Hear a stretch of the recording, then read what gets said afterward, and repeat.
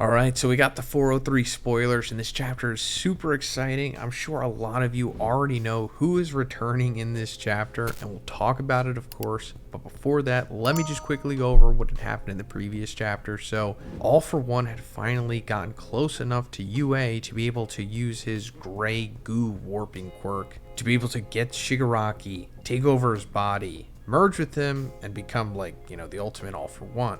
But Shigaraki stopped him from doing that. So that meant that All For One had to fly there himself. So he took All Might with him because he planned to make a public display of taking him out. But All Might was like, nah, and grabbed onto All For One and seemingly activated his last support item, which is his gauntlet, which we can assume was inspired by Bakugo. And it seems like he was about to explode, taking himself out along with All For One, finally ending it. And now we're seeing what happened, because this chapter begins with Kid All Might reading an Anpanman manga with his mom, saying that his childhood was very normal. It's not even something that can be called a proper origin, but he always looked back and saw the path he chose was very important. So I think this is the furthest back we got to see into All Might's past so far, him as a child. I don't think we got to see him this young before.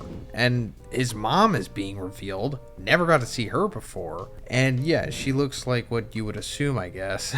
But it's just showing that All Might doesn't have some grand ultimate backstory. He was pretty normal for the most part. It's just that unfortunately his family was killed eventually by villains, and he just decided that he would become the symbol of peace. And he did. Cuts back to the present, and All For One is laughing, saying that All Might won't get to choose how he dies, because he destroyed the gauntlet using the spikes before it exploded, and used Stain's quirk to paralyze All Might. All For One knows that wounded heroes are dangerous, so he didn't let his guard down. So that was a huge fake out in the previous chapter. I was fully expecting coming into this chapter to just see All Might die and take All For One down with him, or at least revert All For One back to, I think he says in theory it would be like a kindergartner or something, make him vulnerable enough to be defeated by whoever, or just to be stopped in general. Taking so much damage from the blast and having to use his quirks to heal himself will just further speed up the rewind. But no, that's being shut down immediately. And the spikes that All For One has, those drill looking ones, are coming out of his body and breaking the gauntlet, stopping them from being able to explode, because of course All For One knew that was going to happen. And he actually did take Stain's quirk. He did say that he was going to do it, and I thought it was odd that he said that. I was like, this is kind of a waste of time if this fight is just going to end and All For One's going to be killed or die in the next two chapters. But no, there was a purpose for him to take Stain's quirk before he killed him, because he was going to use it in this very instance to simply just paralyze All Might, because he had his blood on his hand and he just licked it.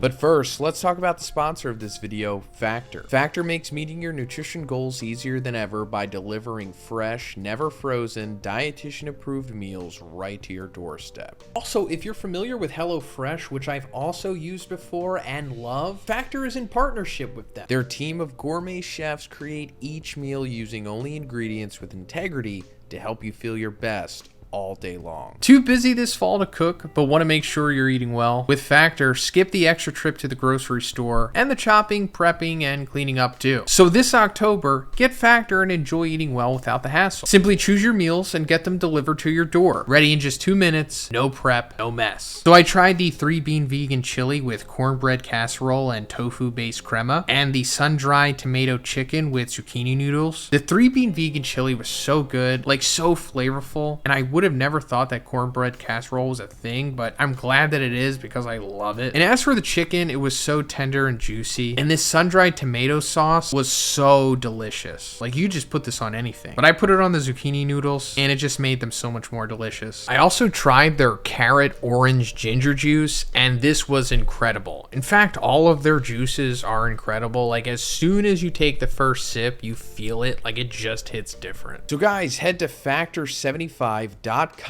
or click the link below and use code Zhoniin50 to get 50% off of your first Factor box. That's such a great offer. And again, it's code Zhoniin50 to get 50% off of your first Factor box. Thanks, guys. Now that UA is floating, Gentle wants to go and help All Might, but All For One shoots a laser at it, forcing Gentle to stay there holding the school. The pilots also try to help with their jets, saying they won't let Star's Idol die, but All For One quickly destroys all of them. So I totally forgot that like Gentle was there holding up UA, or helping prevent it from falling with his, I guess, quirk awakening? But it's looking like All For One is like shooting a laser directly through UA, like severely damaging it once again. Probably not killing anyone because, you know, why would he? But on paper it looks like it should be killing a couple people.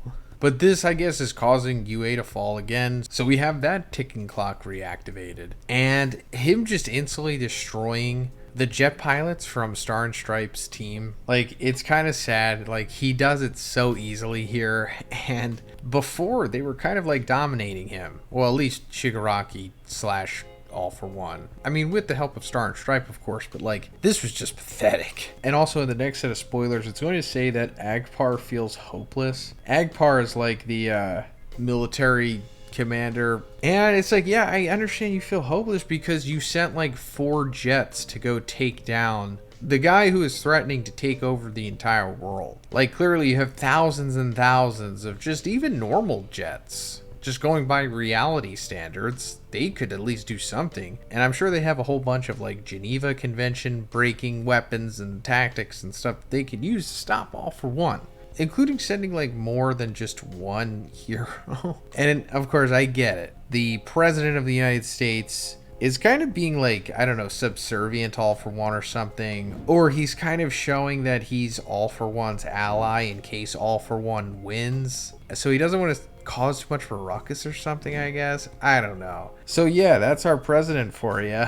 But just overall, from a global effort, it seems pretty lackluster, I'll say, considering, you know, it's All For One. And I'll go a little more into the underwhelming effort to take him down, because there's going to be another thing that we talk about here that really points out the missed potential, I guess. So Deku and Tsukuuchi also start to freak out when All For One holds All Might in his arms. The next page shows several people around the world watching the battle. Some are rooting for All Might, but several have already given up. Melissa and Gran Torino, who's watching from the hospital, are crying. All Might has a desperate look on his face, and Deku doesn't know what to do.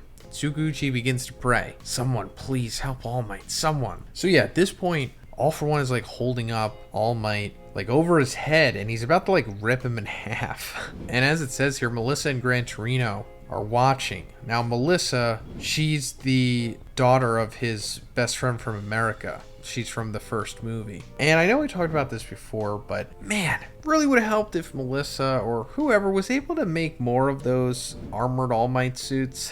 And I know, limited resources, time, whatever. I think they could have gotten a job done. They could have gotten like some kind of Manhattan Project going. But I'm thinking like if they could have at least made 3 of those armored All Might suits, on paper that could have defeated All For One, right? Because All Might by himself pushed him far enough to almost defeat him, right? Almost pushed him to regressing to a kindergartner. So if there was just 2 more armored All Mights there, surely they would have defeated him.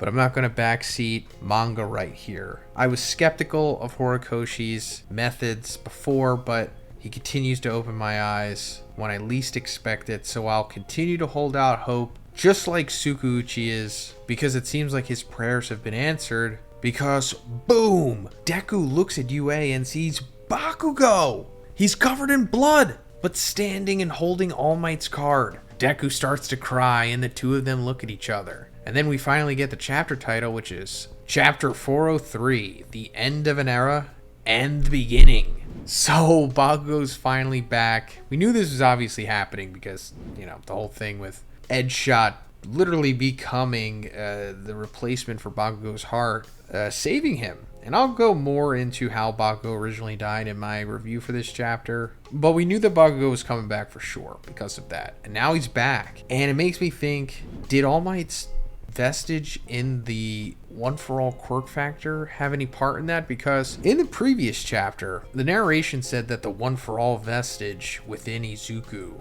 signaled its departure slightly in advance, and we saw it like dwindle away. And Izuku like reacted. He's like, All Might, and I thought that meant that All Might had died. But maybe it didn't.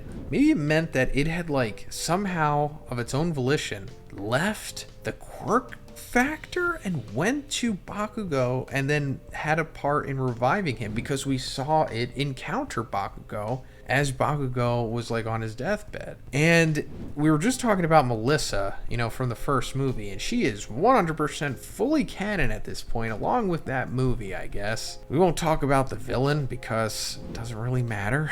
But then that would mean that the second movie is fully canon as well. And I know we've been talking about this for years. Is it canon? Is it not? What did Horikoshi say? What didn't he say? But if the second movie is canon, then it means that Bakugo did at one point in time hold One for All. And I know there was some weird movie rules going on at the end that allowed him to give it back to Izuku. But does that mean there's some residual effect that is at play here? But regardless, Bakugo's back, and pretty sure All Might isn't being killed here.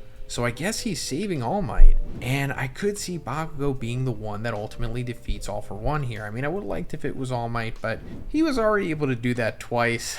Third time would have been a charm, but no, I think it's Bakugo here that is going to defeat All for One, and that would be perfect because, like, that's his big final victory. We were wondering, like, okay, Izuku obviously has Shigaraki, but who does Bakugo have?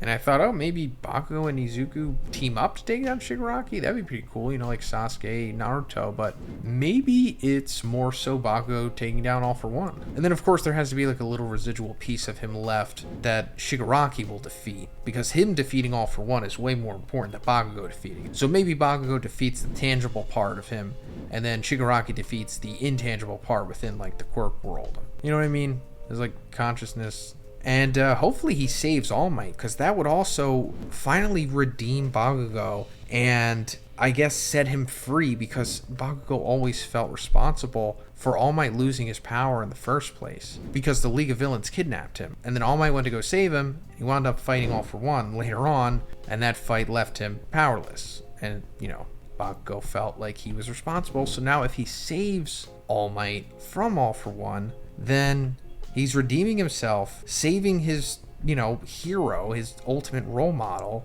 and also breaking Night Eye's foresight quirk, just as Izuku did before. But that's pretty much it for this one, guys. Let me know what you think about this in the comments. And if you like the video, please give it a like, and please subscribe if you haven't already. Have a great day, and I'll see you in the next one.